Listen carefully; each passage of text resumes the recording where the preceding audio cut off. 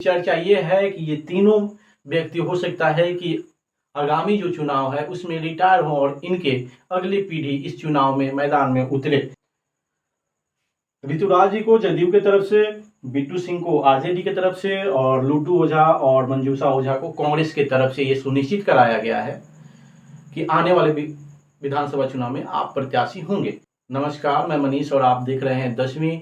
हम इस वीडियो में चर्चा करेंगे कि बनियापुर के आगामी जो चुनाव है विधानसभा चुनाव, उसमें क्या स्थिति होने वाली है। वर्तमान विधायक यहाँ के हैं केदार सिंह, जो आरजेडी के सिंबल से जीते हैं और पिछले 3 चुनाव को लगातार जीतते हुए आए हैं, लेकिन इस बार ये आरजेडी का साथ छोड़ दिए हैं। अभी ये वर्तमान में जदयू में है। यहाँ 2 और नेता हैं जिनके इर्द गिर्द यहाँ की राजनीति घूमते रहती है, वीरेंद्र कुमार ओझा और तारकेश्वर सिंह।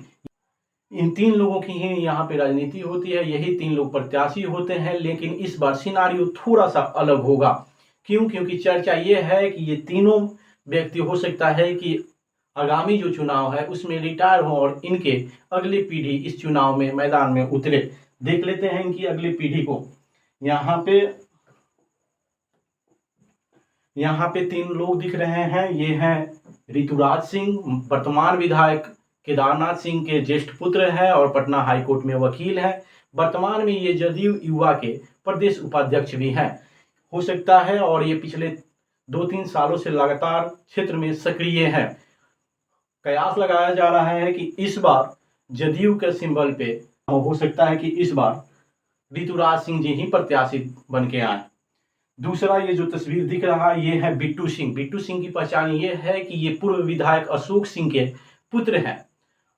अशोक सिंह के ही हत्याकांड में प्रभुनाथ सिंह और दीनानाथ सिंह दोनों उम्र कैद की सजा काट रहे थे।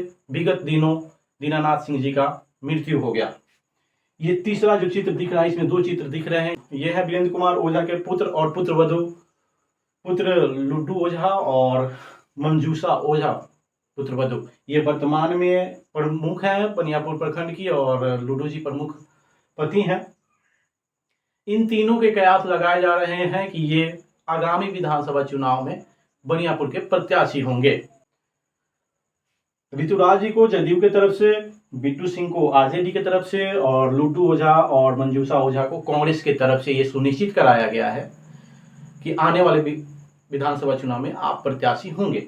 दिक्कत यहाँ आ गई है कि कांग्रेस और आरजेडी एक ही अलायंस में है, एक ही गठबंधन में है।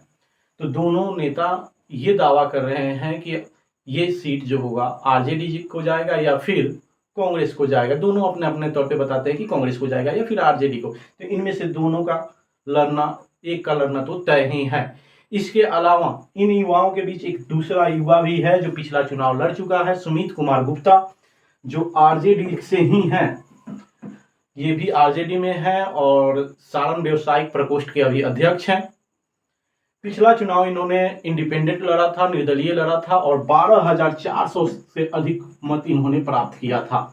अगर इस बार इनको सीट नहीं मिलता है, इनको प्रत्याशी नहीं बनाया जाता है, तो ये निश्चित है कि एक बागी के तौर पे ये फिर से नामांकन कराएंगे और हो सकता है कि ये जो है महागठबंधन का खेल बिगाड़ दें। इनके अलावा